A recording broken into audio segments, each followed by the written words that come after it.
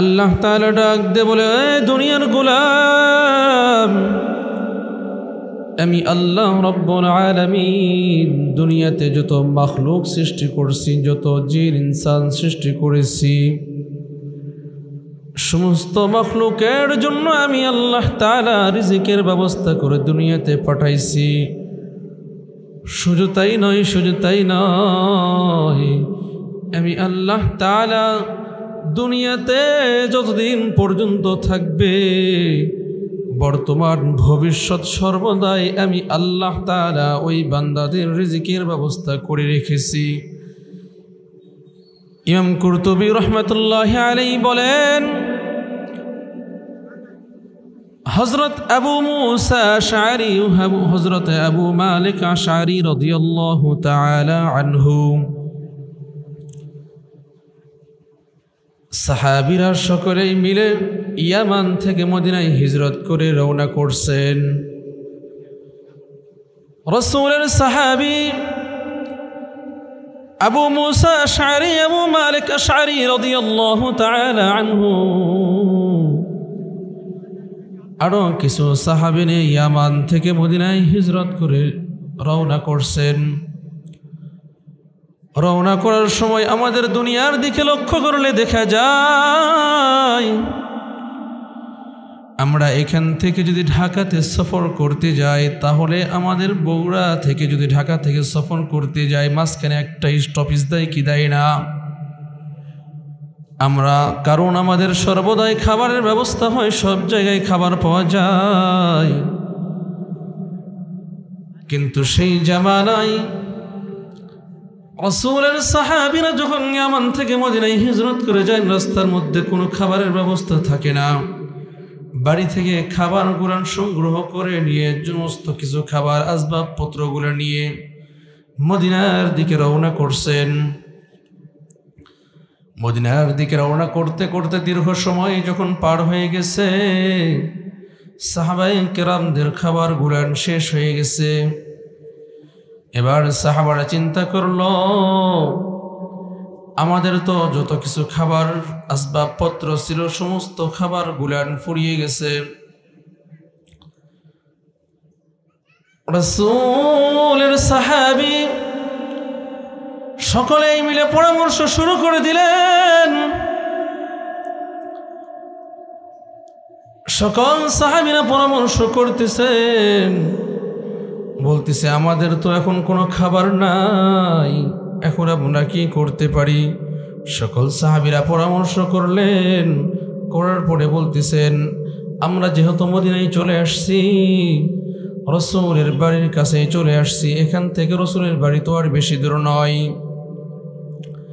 এই সাহাবারা, তাহলে একজন রাসূলের দরবারে যাও, যাওয়ার পরে রাসূলকে বলো, ইয়া রাসূলুল্লাহ, আমরা ইয়ামান থেকে মদিনায় সফর করে আসছি, আমাদের আসবাবপত্র খাবার যা কিছু ছিল সমস্ত খাবারগুলো শেষ হয়ে গেছে, এখন তো আর আমাদের খাবার কোনো জিনিস নাই। ইয়া রাসূলুল্লাহ, আমাদের জন্য খাবারের ব্যবস্থা করেন। সাহাবী যখন রাসূলের দরজায় দাঁড়ায়, আল্লাহ তাআলার রাসূল তার ঘরের ভিতর থেকে কোরআনের সুন্দর মধুর ভাষার আওয়াজ ভেসে আসে।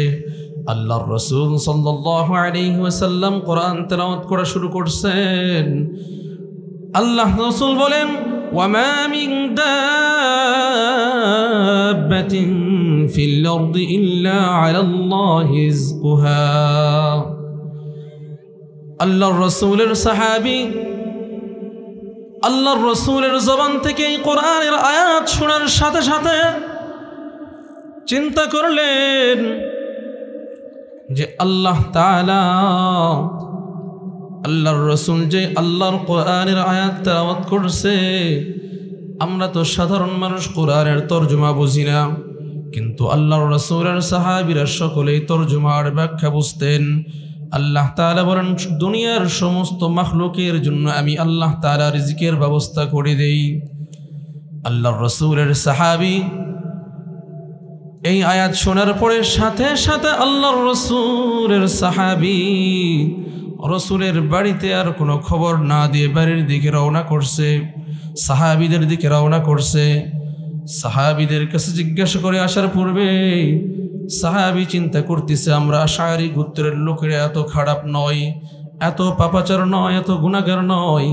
যেই মালিক দুনিয়ার সমস্ত মাখলুকের জন্য রিজিকের ব্যবস্থা করে দেন, আমাদের মনে হয় না আল্লাহ তাআলা এই আশআরী গোত্রের রিজিকের ব্যবস্থা করে দিবেন না। বরং আমরা যদি আল্লাহ তাআলার উপর ভরসা করি আর ইয়াকিন করি, আল্লাহ তাআলা আমাদের রিজিকের ব্যবস্থা করে দিবেন। একটু আওয়াজ করে বলা যাবে কি সুবহানাল্লাহ? সাহাবী এবার সাহাবীদের দিকে রওনা করছে রাসূলের দরবার থেকে। সাহাবীরা যখন একজন সাহাবী সমস্ত সাহাবীর কাছে যখন ফিরে আসে, ফিরে আসার পরে বলতেছে, আমার সাহাবীরা, ও বন্ধুরা, আমি তো ওখান থেকে ফিরে আসলাম, আল্লাহ তাআলার পক্ষ থেকে আপনাদের রিজিকের ব্যবস্থা হয়ে যাবে। সাহাবীরা এবার চিন্তা করতেছে, মনে হয় আল্লাহর রাসূলকে খাবারের কথা বলছে, তো আমাদের খাবারের আর কোনো পেরেশান নাই, কোনো টেনশন নাই। সমস্ত সাহাবীরা খাবারের অপেক্ষায় বসে আছে। কিছুক্ষণ পরে দুইজন মানুষ দুইটা খাঞ্চা ভরা খাবার নিয়ে উপস্থিত সাহাবীদের সামনে। সাহাবীরা খাবার পেয়ে অনেক আনন্দিত হয়ে খুশি হয়ে সমস্ত খাবার গ্রহণ করলেন। সমস্ত খাবার গ্রহণ করার পরে সাহাবীরা এবার চিন্তা করলো, অনেক খাবার, অঢেল পরিমাণ ছিল খাবার। এই খাবারগুলান খাবার পরে কিছু খাবার যখন বেঁচে যায়, চিন্তা করলো এই খাবারগুলো তো নষ্ট করে কোনো লাভ নাই, রাসূলের বাড়িতে পৌঁছায় দেই। দুইজন সাহাবীর মাধ্যমে খাবারগুলো রাসূলের দরবারে যখন পৌঁছায় দিল, রাসূল সাল্লাল্লাহু আলাইহি ওয়াসাল্লামকে বলে, ইয়া রাসূলুল্লাহ, আপনার বাড়ি থেকে যে আমাদের জন্য যেই খাবারগুলা আমাদের মাঝে পাঠানো হয়েছিল, সেই খাবারগুলো তো অঢেল পরিমাণের ছিল। ইয়া রাসূলুল্লাহ, এই খাবারগুলো আমরা খাবার পরিতৃপ্ত হওয়ার পরে আপনার কাছে এই খাবারগুলো ফিরিয়ে নিয়ে আসলাম। রাসূল এবার ডাক দিয়ে বলে, এই সাহাবীরা শোনো, আমি তো তোমাদের জন্য কোনো খাবার পাঠাই নাই, আমার দরজায় তো কোনো সাহাবী আসে নাই। উত্তরে সাহাবীরা বলে, ইয়া রাসূলুল্লাহ, আপনার দরবারে একজন সাহাবী আসছিল। আপনার দরবারে সাহাবী আসার পরে বলতেছে, আপনার জবান থেকে কোরআনের সুমধুর কণ্ঠে আওয়াজ তেলাওয়াত ভেসে আসে। আপনি সেই সময় তেলাওয়াত করতেছিলেন, ওয়ামা মিন দাব্বাতিন ফিল আরদি ইল্লা আলাল্লাহি রিজকুহা। দুনিয়ার সমস্ত মাখলুকাতের জন্য যেই মালিক আল্লাহ তাআলা রিজিকের ব্যবস্থা করতে পারেন, সেই মালিক আমাদের সাহাবীদের জন্য আল্লাহ তাআলা রিজিকের ব্যবস্থা করতে পারে। এজন্য আল্লাহ তাআলার উপর যদি কোনো বান্দা ভরসা করতে পারে আর ইয়াকিন করতে পারে, ওই মালিক আল্লাহ তাআলা ওই মাখলুকের জন্য আল্লাহ তাআলার পক্ষ থেকে আসমানি খাবারের ব্যবস্থা করে দিতে পারেন। যেমনি ভাবে হযরতে মূসা কালিমুল্লাহ ওই সময় রাসূল সাল্লাল্লাহু আলাইহি ওয়াসাল্লামের উম্মতদের জন্য আল্লাহ তাআলার পক্ষ থেকে জান্নাতি খাবার আসতেছিল। হযরতে ঈসা পয়গম্বর তার উম্মতের জন্য রুটি ভরা খাঞ্চা এবং মাছের ভুনা আল্লাহ তাআলার পক্ষ থেকে বান্দাদের জন্য পৌঁছায় দেওয়া হয়েছিল। এজন্য আমরা যদি আল্লাহ তাআলার উপর ভরসা আর ইয়াকিন করতে পারি, তো আল্লাহ তাআলা আসমান থেকে আমাদের খাবারের ব্যবস্থা করে দিবেন। কথা বলেন ঠিক কিনা?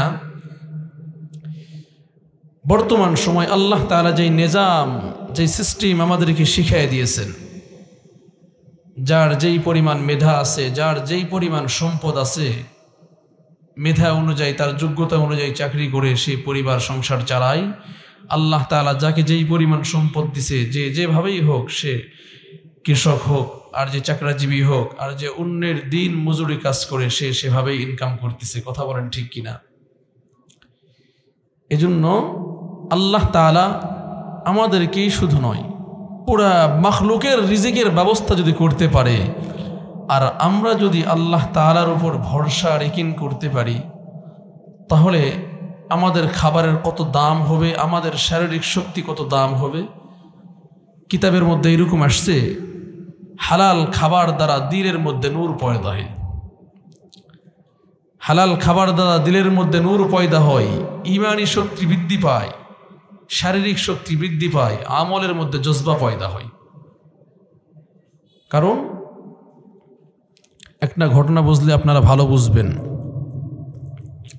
দেওবন্দের একজন মানুষ ছিল, তার নাম আব্দুল্লাহ শাহজি। কি নাম?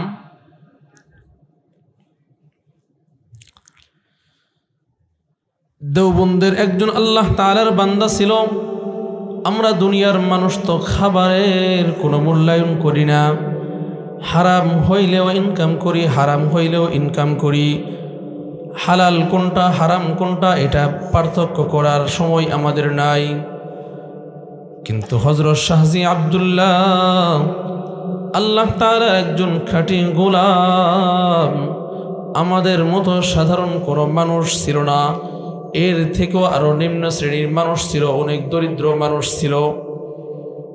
কিন্তু মুসলমান আল্লাহর গোলাম, কথাগুলা দিলে বুঝবেন। আল্লাহ পাকের ওই গোলাম আব্দুল্লাহ শাহজি ভারতের একজন নাগরিক ছিল। আব্দুল্লাহ শাহজি সারাদিন কাজ করত, তার জমিতে কিছু ঘাস বপন করছিল, ঘাস রোপণ করছিল, ঘাস লাগাইছিল। এই ঘাস প্রতিদিন সকালবেলা কেটে নিয়ে আসে বাজারে বিক্রয় করে। সাধারণ মানুষ চিন্তা করে, আব্দুল্লাহ শাহজির ঘাস যদি আমাদের জীবজন্তুকে খাওয়ায়, আব্দুল্লাহ শাহজির ঘাস যদি আমাদের মহিষদেরকে খাওয়ায়, মহিষের দুধ ভালো হয়। আব্দুল্লাহ শাহজির ঘাস যদি আমাদের গরুদেরকে খাওয়ায়, গরুর দুধ ভালো হয়।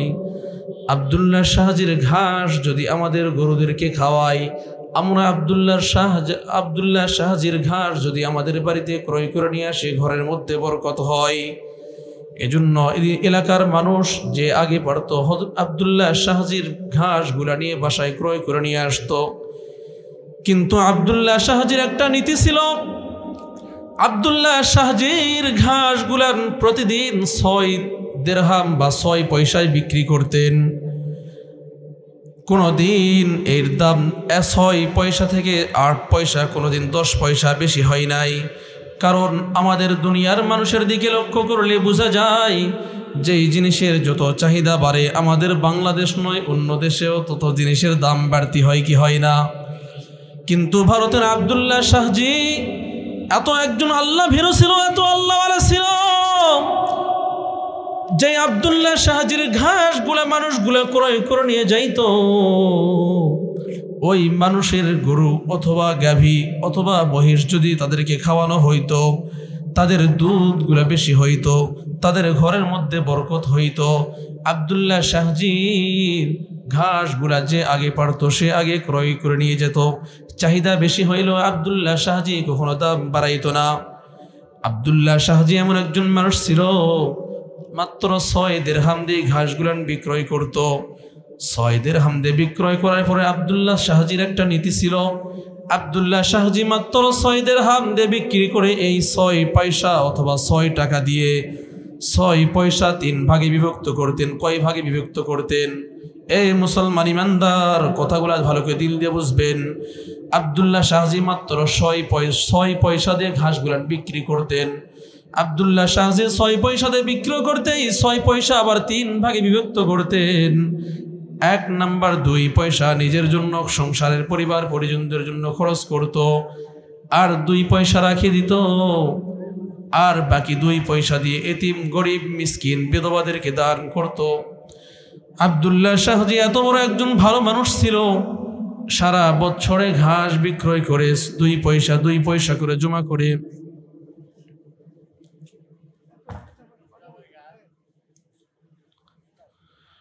আব্দুল্লাহ শাহজি 2 পয়সা করে জমা করতে করতে 1 বছর যখন অতিবাহিত হয়ে যাইত,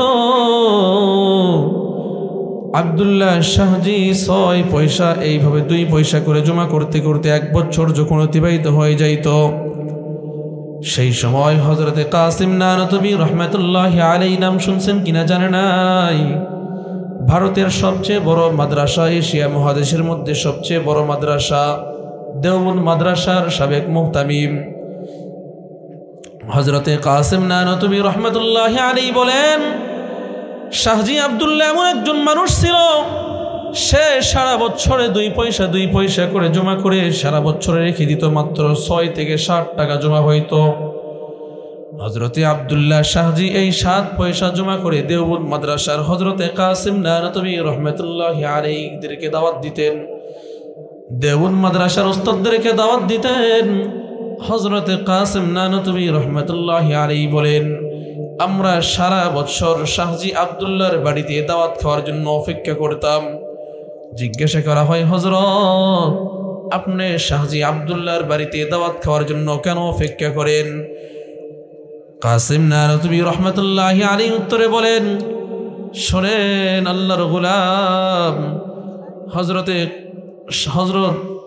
কাসিম নানতবী রহমতুল্লাহি আলাইহি বলেন, আব্দুল্লাহ শাহজির এত টাকা হালাল ছিল, এত পরিমাণ তার টাকার হালাল ছিল, এই 60 টাকা দিয়ে যখন আমাদেরকে দাওয়াত করতেন, হযরত শাহজি আব্দুল্লাহর বাড়িতে যখন খানা খাবার গুলান খাইতাম, তো হযরত শাহজি আব্দুল্লাহ এই আল্লাহর গোলামের বাড়িতে যখন খাবার খাইতাম, শাহজি আব্দুল্লাহর বাড়িতে খাবার খাওয়ার কারণে আমাদের 40 দিন পর্যন্ত আমাদের দিলের অবস্থা এমন হতো যে সর্বদাই আল্লাহ তাআলার কোরআন তেলাওয়াত করতে থাকি। একটু আওয়াজ করে বলা যাবে কি সুবহানাল্লাহ?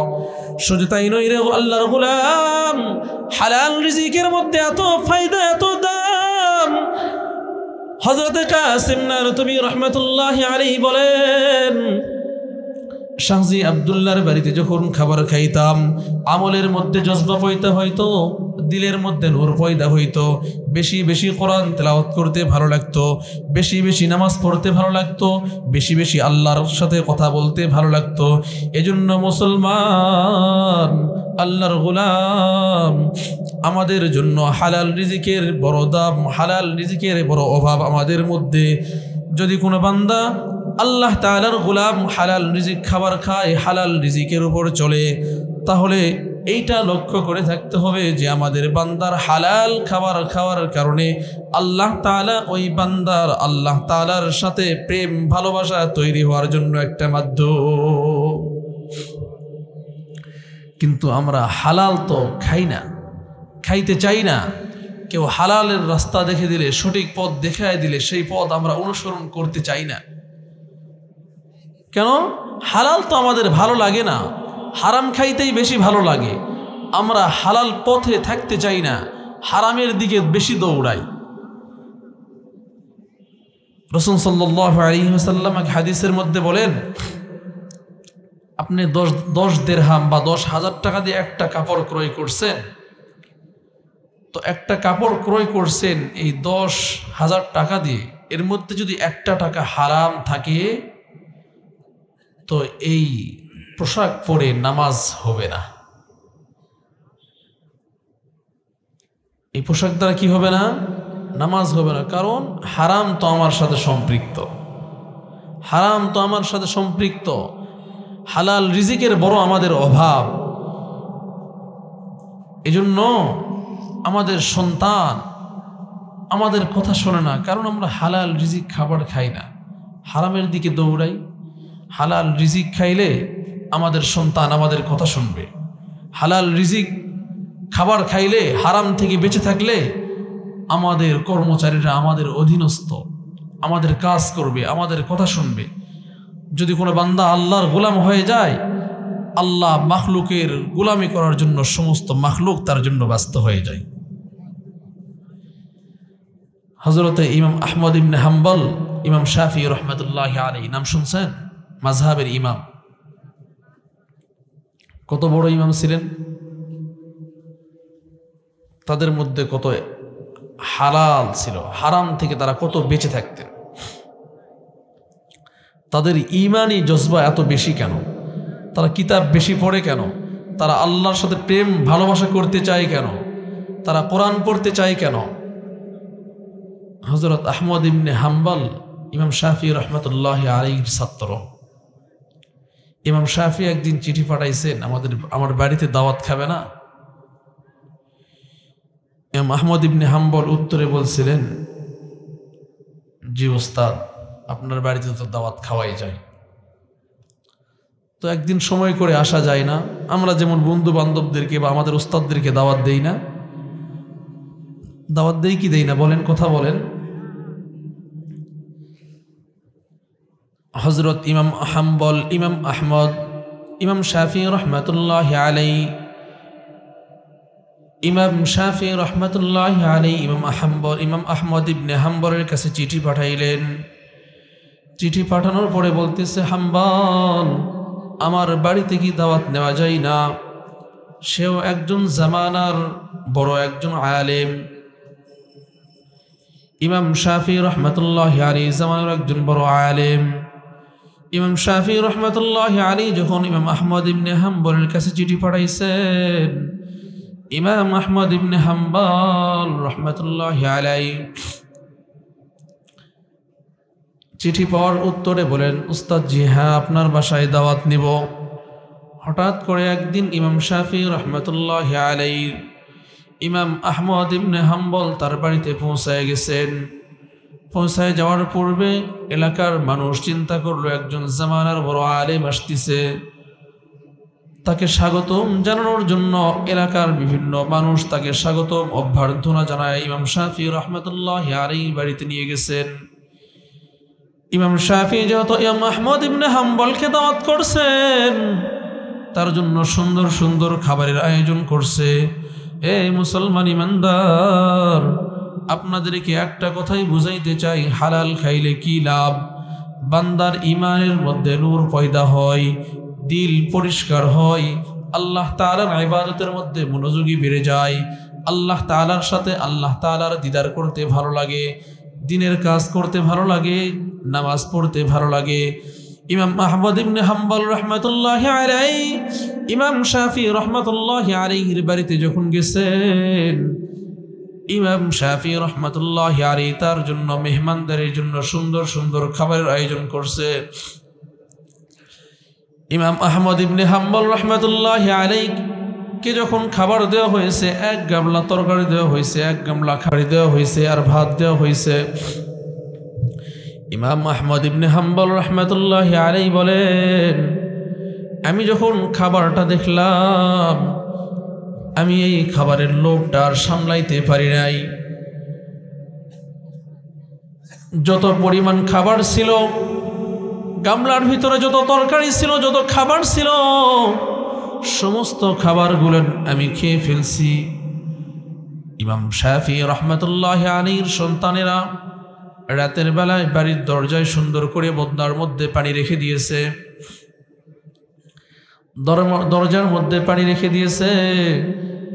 ইমাম শাফি রহমাতুল্লাহি আলাইহির সন্তানেরা মনে করছে রাতের বেলা খাবার খাওয়ার পরে হয়তোবা তার জরুরতের প্রয়োজন হবে, জরুরত সারে এর পরে ওযু করে আল্লাহ তাআলার কুদরতি পায়ে রাতের বেলা সিজদা দিবে, আল্লাহ তাআলার সাথে প্রেম করবে আর ভালোবাসা তৈরি করবে। কিন্তু না না, ইমাম আহমদ ইবনে হাম্বল রহমাতুল্লাহি আলাইহি সমস্ত খাবার খাওয়ার পরে রাতের বেলা নামাজের মধ্যে দাঁড়ায় গেছে। সারা রাত আল্লাহ তাআলার ইবাদত করছে, আল্লাহ তাআলার সাথে ভালোবাসা তৈরি করছে আর প্রেম করছে। তো আল্লাহ তাআলার সাথে প্রেম করার পরে ফজরের নামাজ পড়ে যখন গেট খুলে বাড়ি থেকে বের হয়ে মাদ্রাসার দিকে রওনা করছে, ইমাম শাফি রহমাতুল্লাহি আলাইহির সন্তানেরা বলে, বাবা কেমন তুমি উস্তাদের কেমন শাগরিদ, উস্তাদ যেমন শাগরিদ মনে হয় তেমন। সারা রাত অতিবাহিত হয়ে গেল, মনে হয় রাতের এশার নামাজও পড়ে নাই, আমার ফজরের নামাজও পড়ে নাই, রাতের বেলা তো তাহাজ্জুদ তো পড়েই নাই। ইমাম শাফি রহমাতুল্লাহি আলাইহি সন্তানদেরকে জিজ্ঞাসা করলো কেন? ইমাম শাফি রহমাতুল্লাহি আলাইহির সন্তানে বলেন, বাবা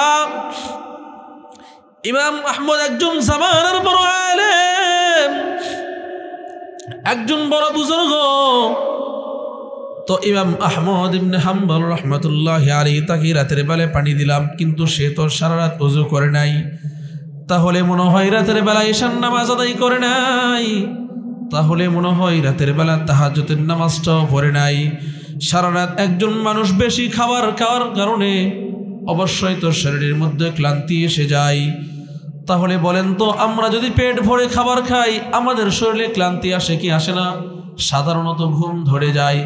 কিন্তু ইমাম আহমদ ইবনে হাম্বল রহমাতুল্লাহি আলাইহি বলেন, আমি খাবার খাওয়ার পরে এই খাবারের মধ্যে এত পরিমাণ শক্তি ছিল, এত পরিমাণ শক্তি ছিল, এত পরিমাণ নূর ছিল, এই খাবার খাওয়ার কারণে আমার পিঠটার বিছানায় লাগাই নাই, সারা রাত আল্লাহ তাআলার সাথে কথা বলতে সময় কাটায় দিয়েছি। ইমাম আহমদ ইবনে হাম্বল রহমাতুল্লাহি আলাইহি সকালে যখন বাড়িতে বের হন, ইমাম শাফি রহমাতুল্লাহি আলাইহির সন্তানেরা বলে, বাবা ইনি তো একজন জামানার বড় ইমাম, তাহলে ইনি কেন সারা রাত ওযু না করেই ঘুম থেকে উঠে ফজরের নামাজটাও পড়ে নাই, নামাজ না পড়ে আবার মাদ্রাসার দিকে রওনা করছেন? ইমাম শাফি রহমাতুল্লাহি আলাইহির সন্তানদের এই প্রশ্নকে আর রাখতে পারলেন না। ইমাম আহমদ ইবনে হাম্বল রহমাতুল্লাহি আলাইহিকে ডাক দিয়ে বলেন, ইমাম আহমদ ইবনে হাম্বল শোনো।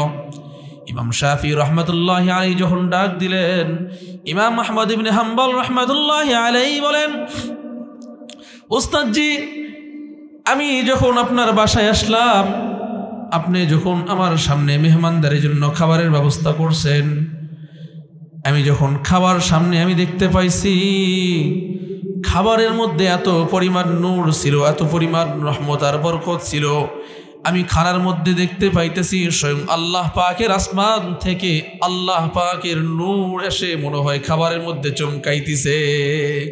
একটু আওয়াজ করে বলেন সুবহানাল্লাহ। ইমাম আহমদ ইবনে হাম্বল রহমাতুল্লাহি আলাইহি বলেন, উস্তাদজি আপনার বাড়ির খাবারের মধ্যে এত পরিমাণ নূর ছিল, এত পরিমাণ নূর ছিল, এই নূর দেখে আমি কোনো খাবার রাখি নাই, সমস্ত খাবারগুলান খেয়ে ফেলছি। শুধু তাই নয়, আমি খাবার খাওয়ার পরে বিছানার মধ্যে আর পিঠ লাগাই নাই, সারা রাত আমি আল্লাহ তাআলার ইবাদতের মধ্যে কাটিয়ে দিয়েছি। শুধু তাই নয় উস্তাদজি, আহমদ ইবনে হাম্বল জীবনে এরকম হয় নাই, কিন্তু আমি একটা কোরআনের আয়াত থেকে অনেক দিন সময় পার হয়ে যাইতেছিল, একটি মাসআলা হল করতে পারি নাই, কিন্তু আপনার বাড়িতে খাবার খাওয়ার পরে আপনার খাবারের মধ্যে এত নূর ছিল, এত নূর ছিল, এই খাবার খাওয়ার কারণে আমি আহমদ ইবনে হাম্বল আজকের রাতে একটা কোরআনের আয়াত থেকে 100টা মাসআলা হল করেছি। সুবহানাল্লাহ সুবহানাল্লাহ। একটু বলেন তো, খাবার যদি ভালো হয় তাহলে কি হয়? দিল পরিষ্কার হয়, দিলের মধ্যে নূর পয়দা হয়, আল্লাহ তাআলার গোলামি করতে ভালো লাগে। কারণ ইমাম আহমদ ইবনে হাম্বল জামানার একজন ইমাম, ইনি আরেকজন ইমামের বাসায় গেছে, ইনার খাবারের কত দাম ছিল, কত মূল্য ছিল, কত পরিমাণ হালাল ছিল, যেই খাবার দেখতে পাইছে যে আল্লাহ তাআলার রহমত বর্ষিত হচ্ছে খাবারের মধ্যে, এজন্য এই খাবার খাইলে তো অবশ্যই দিলের মধ্যে নূর পয়দা হবে, এটাই স্বাভাবিক, নাকি বলেন? খাবার যত দামি, যদিও খাবার নরমাল হয়, কিন্তু যদি সেখানে হালাল হয় তো এই হালালের দাম আল্লাহ তাআলার কাছে বেশি প্রিয়। যদিও হালাল খাবারটা অনেক দামি হয়, অনেক উন্নত মানের হয়, কিন্তু যদি সেই খাবারটা হারাম হয়, বলেন তো আল্লাহ তাআলার কাছে দাম আছে? দাম নেই। আল্লাহর রাসূল সাল্লাল্লাহু আলাইহি ওয়াসাল্লাম বলেন, লা ইয়াদখুলুল জান্নাতু জাসাদুন উযিয়া বিল হারাম। হারাম ভক্ষণকারীর শরীর, যে হারাম খাইবে, এই মানুষের শরীর আল্লাহর জান্নাতে যাবে না। কিসে যাবে না? জান্নাতে যাবে না। তাহলে যে আমরা আমাদের শরীরকে এত সুন্দর করে সাজুগুজু করছি, এত সুন্দর করে সাজাইছি, বলেন তো আমরা যে আল্লাহ তাআলার গোলামি করতেছি, নামাজ পড়তেছি, ইবাদত করতেছি, অথচ আমাদের খাবারটা কি হারাম, বলেন তো আল্লাহর দরবারে ইবাদত কবুল হবে? আল্লাহর দরবারে আমাদের দোয়া পৌঁছাবে? কেন পৌঁছাবে না? কারণ আমরা যেই খাবার খাই, এই খাবার দ্বারাই তো আমাদের ভিতর শরীরে মাংস তৈরি হয়, নাকি বলেন? এই খাবার দ্বারাই তো আমাদের শরীরের কি হয়? ক্যালসিয়াম তৈরি হয়, এই খাবার দ্বারাই আমাদের শরীরের ভিতর রক্ত তৈরি হয়। এই খাবার যদি হালাল হয় তাহলে আমাদের জন্য উপকার, আর যদি হারাম হয় এই খাবার আমাদের জন্য উপকার নয় বরং ক্ষতিকর। আল্লাহ তাআলা আমাদেরকে জান্নাতে দিবে না, জাহান্নামে দিবে। খাবার বড় দামি জিনিস, যদিও সেই খাবারটা অল্প দাম হয়, কিন্তু আমরা কি মনে করি হারাম হোক যেন প্রতিদিন আমরা ভালো খাবার খাইতে পারি, খাসির গোশত খাইতে পারি, গরুর গোশত খাইতে পারি। আমাদের চিন্তা ফিকির এমন। কারণ আমার পাশে একজন অনেক বড় ব্যবসায়িক, তার সাথে আমাকে পাল্লা দিয়ে চলতে হবে? না না, তার সাথে তো আমাকে পাল্লা দেওয়ার প্রয়োজন নাই। এমন যদি হয় তাহলে আমাদেরকে জাহান্নামে জ্বলতে হবে। একজন বাদশাহ, তার সন্তান, বাদশার ছেলেই তো বাদশাহ হয় নাকি বলেন, রাজার ছেলেই রাজা। তো রাজার ছেলে যুদ্ধে গেছে, তার নাম ছিল আব্দুল্লাহ। যুদ্ধে গেছে, যাওয়ার পরে তার সৈন্যবাহিনী, গুপ্তচর যারা আছে তারা বাদশাহকে খবর জানাইছে, বাদশাহ আপনার সন্তান যে অমুক জায়গায় যুদ্ধ করতে গেছে, তো যুদ্ধ থেকে পালায়ন করে চলে আসছে। বাদশাহ খবর শোনার পরে তার স্ত্রীকে বলতেছে, স্ত্রী শোনো, তোমার ছেলে আব্দুল্লাহ যুদ্ধের মধ্যে চলে গেছে। আমি গোপন সূত্রে জানতে পারলাম তোমার ছেলে যুদ্ধ থেকে পলায়ন করে চলে আসছে, পিঠ দেখে চলে আসছে। হযরতে শেখ সাদী রহমাতুল্লাহি আলাইহি বলেন, আনা মান বাশুম কে রোজে জুঙ্গে বিনি পুশতেবান, আনা মান বাশুম কে রোজে জুঙ্গে বিনি পুশতেবান, আমারম কম দরমিয়ানে খাকে খোবিনি সরে, আমারম কম দরমিয়ানে খাকে খোবিনি সরে। যদি কোনো বান্দা ইসলামের উপর ঈমান আর অবিচল থাকে, আর যদি সন্তান হালাল খাবার দ্বারা মানুষ হয়, হালাল দ্বারা তার মা সন্তানকে সুন্দরভাবে লালন পালন করে, বাবা যদি সুন্দরভাবে লালন পালন করতে পারে, এই সন্তান কখনো যুদ্ধের ময়দান থেকে পলায়ন করে চলে আসে না। বাদশাহ এবার স্ত্রীকে বলে, তোমার সন্তান যুদ্ধ থেকে পলায়ন করে চলে আসছে। স্ত্রী ডাক দিয়ে বলে, স্বামী গো, আমার সন্তান কখনো যুদ্ধ থেকে পলায়ন করে চলে আসবে না, চলে আসবে না। স্ত্রীকে এবার স্বামী ডাক দিয়ে বলে, কেন তোমার সন্তান পলায়ন করে চলে আসবে না? বলতিছে, আমি জানি আমার সন্তান কখনো যুদ্ধের ময়দান থেকে পলায়ন করে চলে আসবে না। হয়তোবা আমার সন্তান যুদ্ধের মধ্যে পরাজয় বরণ করবে, মৃত্যুবরণ করবে, শহীদ হবে, না হয় তাদের থেকে যুদ্ধ জয়ী হয়ে সেখান থেকে আমার সন্তান ফিরে আসবে, কিন্তু যুদ্ধ থেকে কখনো পিঠ দেখায় পলায়ন করে চলে আসবে না। কারণ আব্দুল্লাহর মা রাজার স্ত্রী কেন বলতেছে তুমি কেমনে জানলা? বলতেছে, না না, তুমি ভালো করে খবর নিয়ে দেখো, আমার সন্তান যুদ্ধের ময়দান থেকে পলায়ন করে চলে আসে নাই। কিছুক্ষণ পরে গোপন সূত্রে রাজা জানতে পারে তার সন্তান যুদ্ধের ময়দান থেকে পলায়ন করে চলে আসে নাই, বরং ওই যুদ্ধের ময়দান থেকে যুদ্ধ বিজয়ী হয়ে রাজার বেশে দরবারের দিকে ফিরে আসতেছে।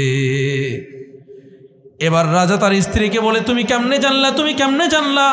আমি তো গোপন সূত্রে জানলাম তোমার সন্তান তো যুদ্ধের ময়দান থেকে পলায়ন করে বাড়ির দিকে রওনা করছে। তো বলতেছে, স্বামী শুনো, আমার সন্তান আমি যতদিন গর্ভে ধারণ করছিলাম, আমার সন্তান যতদিন আমার পেটে ছিল, এতদিন পর্যন্ত আমি কখনো হারাম খাবার খাই নাই, কখনো মানুষের সাথে ঝগড়া করি নাই, কখনো অন্য মানুষের পরনিন্দা করি নাই, কখনো ছবি নাটক দেখি নাই। আমার সন্তান আমার গর্ভে যতদিন লালন পালন করছি, অন্য মানুষের একটা দানা পর্যন্ত তাকে না বলে খাই নাই। কখনো আমার শরীরের মধ্যে হারাম খাবার ঢুকাই নাই, এজন্য আমি গ্যারান্টি সহকারে বলতে পারি।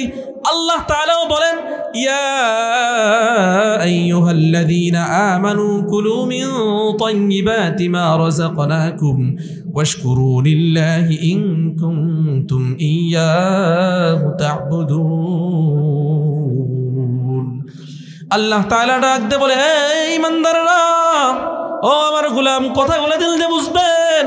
ইয়া আইয়ুহাল্লাযীনা আমানু কুলু মিন তাইয়্যিবাত, ইয়া ঈমানদারগণ, কুলু মিন তাইয়্যিবাত, তোমরা পবিত্র খাবার খাও, হালাল রিজিক খাও, মা রাযাকনাকুম, তোমাদের জন্য যেই রিজিক বরাদ্দ করা হয়েছে, তোমাদের জন্য যেই রিজিক বরাদ্দ করা হয়েছে সেই রিজিক খাও।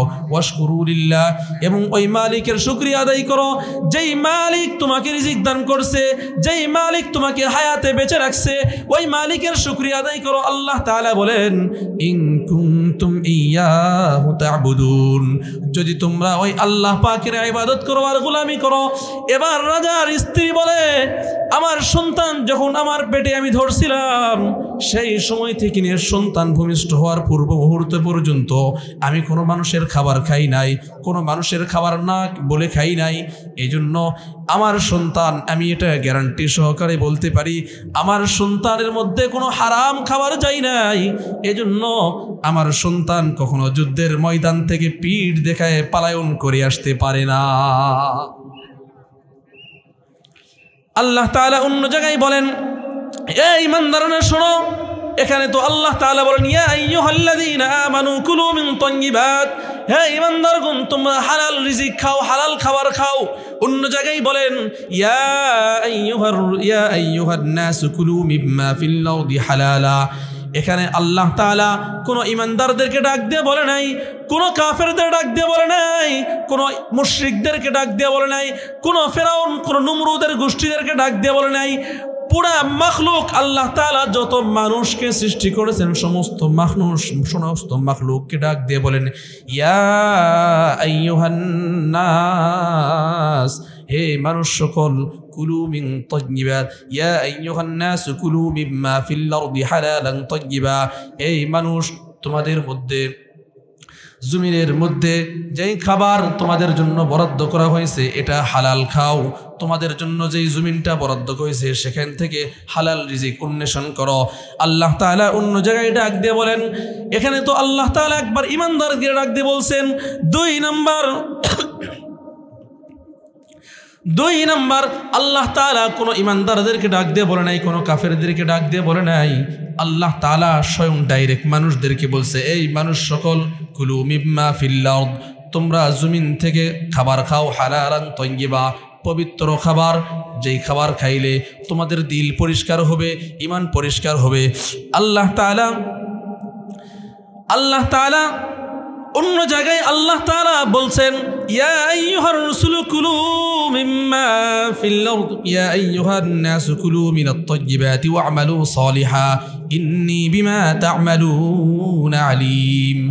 এখানে আল্লাহ তাআলা একবার ডাক দিয়ে বললে, ঈমানদাররা, আপনারা, আমরা সকলেই হালাল খাবার খাই। অন্য জায়গায় বলেন, মানুষ সকল, তোমরা হালাল খাবার খাও। অন্যত্তরে আল্লাহ তাআলা রাসূলদেরকে ডাক দিয়ে বলেন, এখানে তো একবার মানুষদেরকে বলছেন, সমস্ত মানুষ উল্লেখ করে বলছেন, এরপরে ঈমানদারদেরকে বলছেন, এরপরে আল্লাহ তাআলা যেই রাসূলের পয়গম্বর দুনিয়াতে পাঠাইছেন এই রাসূলদেরকে বলেন, ইয়া আইয়ুহার রাসূলু কুলু মিনাত তাইয়্যিবাতি ওয়া'মালু সালিহা, এই রাসূল সকল, আপনারা হালাল খাবার খান, হালাল রিজিক খান, ওয়া'মালু সালিহা, এবং নেক আমল করেন। নেক আমল করলে লাভ কি? আল্লাহ তাআলার জান্নাতে যাওয়া যাবে।